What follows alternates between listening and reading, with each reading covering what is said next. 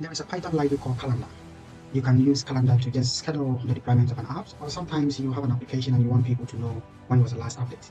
You can use the date import function or the calendar import function in Python to do exactly that.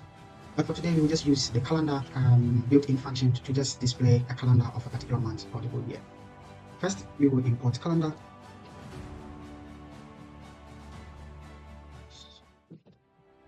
Okay. You can choose to either include the date time or just on the date. What we will do is to choose a month and a year. So we'll choose a month and a year. And let's say we will call the year as 2025 and then the month as month 12, or let's say month 10. We can now display the calendar by just printing. We will just use the calendar model and then print our month, and then we will have the year as well as the month here.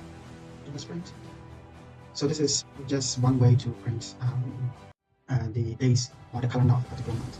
You can also tweak this a little bit by just printing the whole year calendar directly inside your terminal. What we can do is to just take away the month, and then here, because we've taken away the month, we can also just call calendar and then just also take away this month here. So you can see that now we have all the months printed here in our terminal.